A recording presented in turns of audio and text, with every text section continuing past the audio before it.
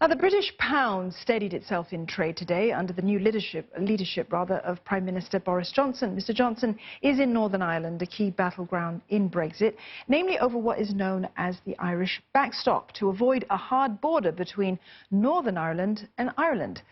The pound rising 0.2% today against the dollar. Slight reprieve after 4 days of steep losses for the pound, but it is still on track for its biggest monthly fall since November 2016, as Prime Minister Johnson keeps up the rhetoric towards a hard Brexit. Investors pricing in increased risk of a no-deal Brexit happening.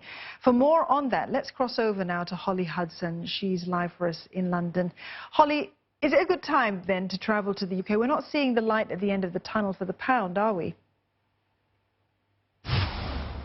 No, we're really not seeing any light at the end of the tunnel at all. And as you said there, yes, not great for British holiday makers, of course, but great for people wanting to come to Britain. Boris Johnson's do-or-die pledge to leave on the 31st of October is really killing the pound. The sterling is stumbling. You mentioned a slight improvement there, but Boris, in the first week since Boris Johnson has become Prime Minister, the pound has driven down to its lowest level since the referendum, becoming the worst performing currency so far this year. So really not great for British holidaymakers. Obviously, it makes it more expensive in every destination around the world. At one point, at Gatwick Airport, one of London's busiest airports here, the pound was actually on parity with the dollar, and there are warnings that that may well get worse in the run-up to October, in the run-up to the UK leaving, with fears over the UK not reaching an agreement with the EU, and it could again reach parity with the US. There is the flip side of that, of course, that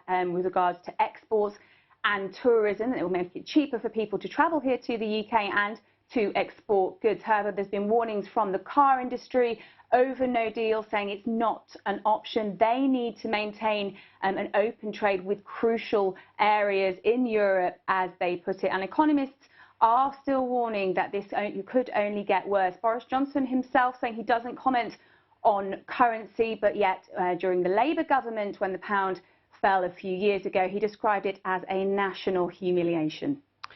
Holly, on the issue of a no-deal Brexit, Foreign Minister Dominic Raab, he's in Thailand, just appointed last week, and now he's looking perhaps for trade deals elsewhere. Is this a sign of a hard Brexit? Is it likely?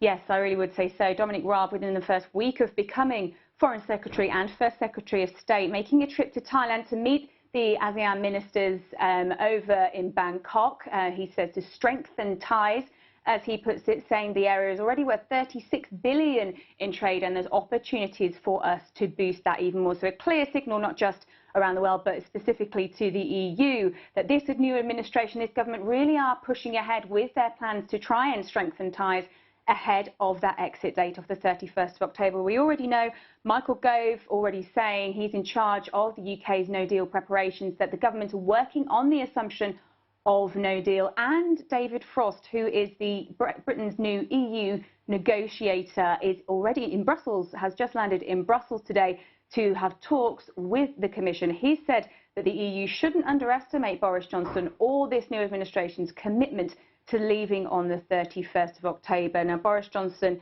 is in Northern Ireland today. He's on a tour of the United Kingdom this week, and has faced some fairly fierce reaction from leaders in Scotland and Wales and Ireland today over his plans to take the UK out of the EU with or without a deal on the 31st of October. Nicola Sturgeon, the Scottish First Minister, describing it as dangerous, saying he's leading us on an inevitable path to no deal. The Welsh First Minister saying it would be catastrophic, and really putting forward his concern about the lack of detail in Boris Johnson's Brexit plans. But of course, Boris Johnson saying it's up to the EU to compromise on that all-important backstop.